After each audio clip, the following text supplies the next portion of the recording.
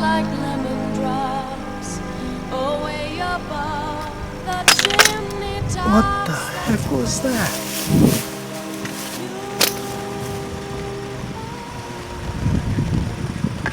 Oh man, I hope she's okay.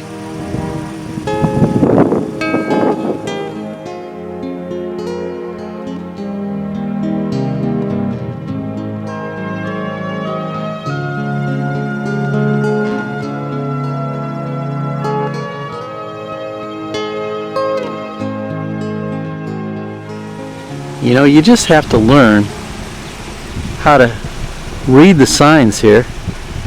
I know people are hurrying to get out here to this great pumpkin patch in southeastern Minnesota, but seriously, you really need to watch where you're going. Keep your speed down and be careful out there.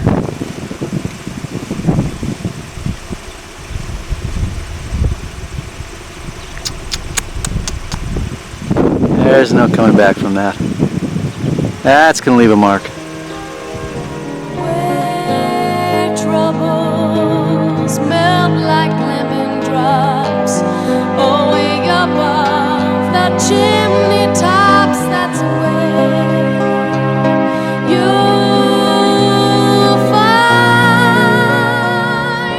That's right, I'm sitting out in the middle of a pumpkin patch here in southeastern Minnesota at Farmer John's pumpkin farm, and we're about to take a tour on this wonderful place, and it can be a scary place for those of you that have never been here before. It's kind of like a pre-Halloween pumpkin gathering, so I want you to come along. This is the Where's Mark segment, sponsored by the Steele County Times. Farmer John's pumpkin patch here in southeastern Minnesota, and halfway between Blooming Prairie and Austin, just off of Highway 218.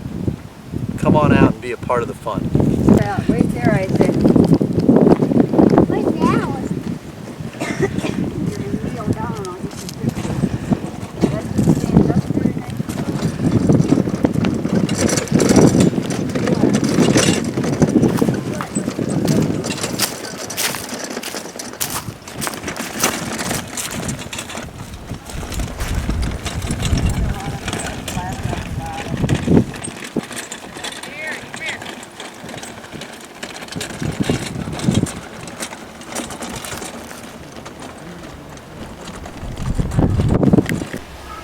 Well, let's look around here. We're here at Uncle John's, Farmer John's, Grandpa John's, whatever you want to call it, pumpkin patch and farm, and it's a delightful place, but I'd really like to speak with the owner, John Yoldall.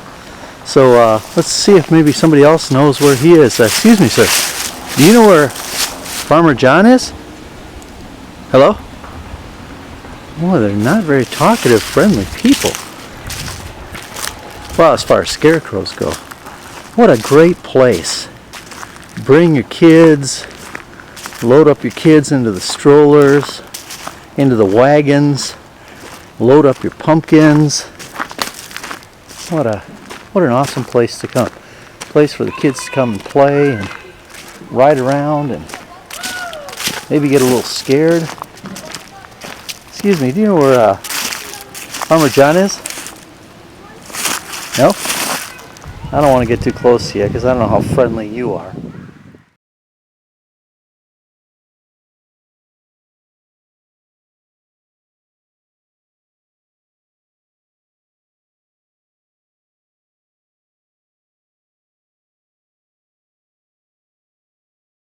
Well, I'm here at Farmer John's pumpkin farm, and place where just you can bring your kids and get your pumpkins for the year. And we're honored to be standing here with Farmer John himself. And I'd like you to introduce yourself to the people. Farmer John, been around here doing this for 28 years. 28 years. Yeah. And I think one of the specials you talked to me about yesterday was that, what is it, the babies get a free pumpkin? We get a free pumpkin for every baby born after the 15th of October last year. Ah. And Last year we had 186 babies. 186 babies. So you gave away 186 pumpkins last year. And how many pumpkins do you usually grow during the year, John? We have about 8 acres. 8 acres of pumpkins. And I've already shot some vintage photo out here, standing out in the pumpkin patch. I got a little scared by your mailman out there. It's a little bit scary, and he didn't have too much to say. And then I looked to ask people where you were, and this guy standing up here didn't have anything to say either. And then I'm standing there, and all of a sudden I hear this big crack, and you're probably going to need to call Metro, the helicopter service, because somebody bit it. She flew into a telephone pole down there, and she's impaled up there on the telephone pole right now. You see an attorney? No, maybe I need to see a bartender. I don't know. Usually when they have accidents out here, they want to go.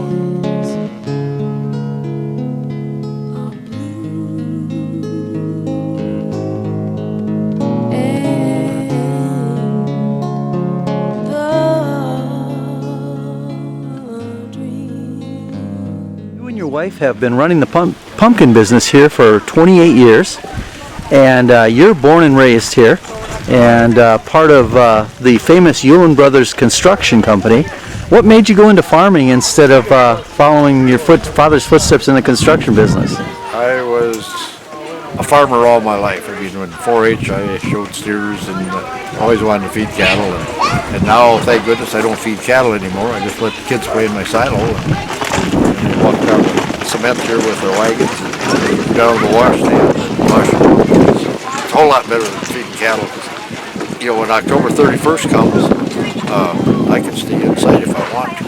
But when you had cattle, it was 25 below zero. You still had to go out and feed them. Sure. Now, what do you do with all the pumpkins that don't get sold out in the fields? You have to gather one guy those? that comes and takes the stuff I've got in my yard, my barn, and takes them to feed his pigs, I think. Okay. And then the rest of them we just disc under And if they don't volunteer too much. your wife would have been on camera with us, but she's in making jam, and she's making pumpkin jam. Should be all. No, we don't make.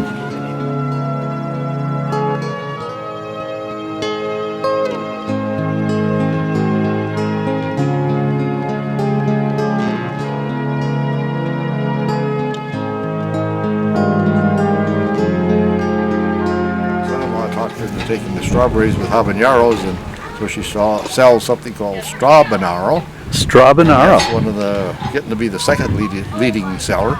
So when people come here, can they actually buy some of the jam that she makes? Absolutely. And you sell that right here in the barn? Right in the barn, and we had to. Where the clouds are far behind me.